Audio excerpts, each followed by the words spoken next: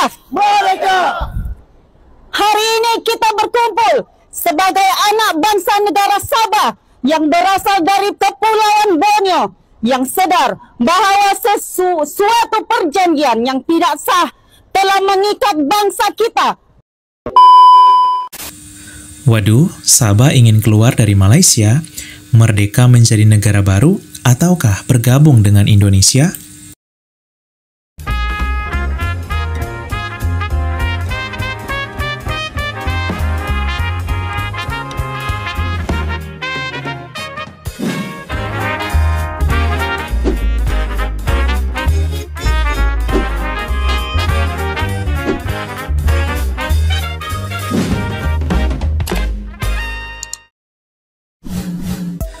Halo, hai sahabat Angkaran Data.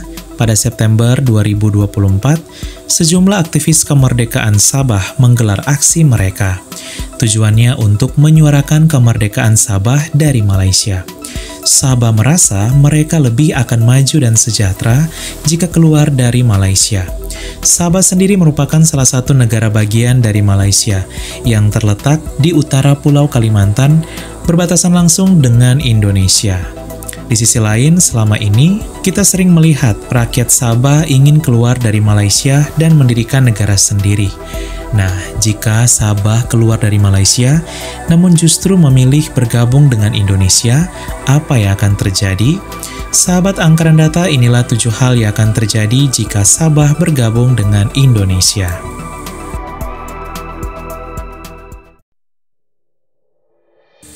1. Jumlah penduduk bertambah. Pada tahun 2023, jumlah penduduk Indonesia mencapai 281 juta jiwa lebih. Jika Sabah bergabung dengan Indonesia, maka jumlah penduduk Indonesia akan bertambah sebanyak 3,5 juta jiwa menjadi hampir 285 juta jiwa. Jumlah penduduk Sabah hampir setara dengan jumlah penduduk Provinsi Daerah Istimewa Yogyakarta. 2. Provinsi baru di Indonesia.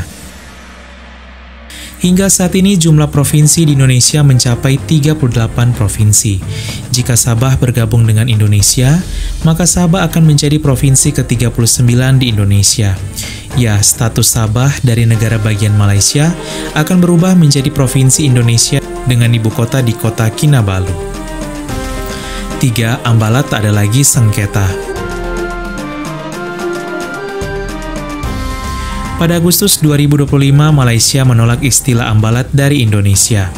Ya, masalah sengketa ambalat hingga saat ini masih terjadi antara Indonesia dan Malaysia. Penolakan Malaysia terhadap istilah ambalat ini sebagai bentuk klaim mereka atas blok ND6 dan ND7 di Laut Sulawesi. Melansir dari Badan Nasional Pengelola Perbatasan Republik Indonesia, akibat penolakan Malaysia atas istilah ambalat, Presiden Prabowo lalu menanggapinya. Presiden Prabowo mengatakan bahwa akan mencari penyelesaian yang baik dan damai. Blok Ambalat sendiri merupakan wilayah perairan yang terletak di sebelah tenggara Sabah. Jika Sabah keluar dari Malaysia dan bahkan bergabung dengan Indonesia, maka tentunya sengketa Blok Ambalat akan otomatis berakhir. 4. Tingkat kemiskinan. Sabah memiliki tingkat kemiskinan yang tinggi, yaitu mencapai hingga 19,7% dari penduduk pada tahun 2023. Jika Sabah bergabung dengan Indonesia, maka tentunya akan memiliki dampak negatif juga, terlebih peningkatan tingkat kemiskinan. Persentase tingkat kemiskinan Indonesia akan naik dari 9,36% menjadi 9,50% pada tahun 2023. 5. Potensi minyak dan gas. Jika Sabah bergabung dengan Indonesia, maka akan berdampak pada peningkatan sektor minyak dan gas. Ya, Sabah merupakan negara penyumbang minyak dan gas terbesar bagi Malaysia. Tentunya jika bergabung dengan Indonesia, Sabah otomatis akan memberikan peluang pertumbuhan ekonomi bagi Indonesia. 6. Luas wilayah Indonesia. Jika Sabah bergabung dengan Indonesia, maka otomatis luas wilayah Indonesia akan bertambah. Sabah memiliki 72.500 km persegi luas wilayahnya. Maka luas wilayah Indonesia dari 1.905.000 km persegi akan bertambah menjadi 1.977.500 km persegi. 7. Tak perlu pakai paspor.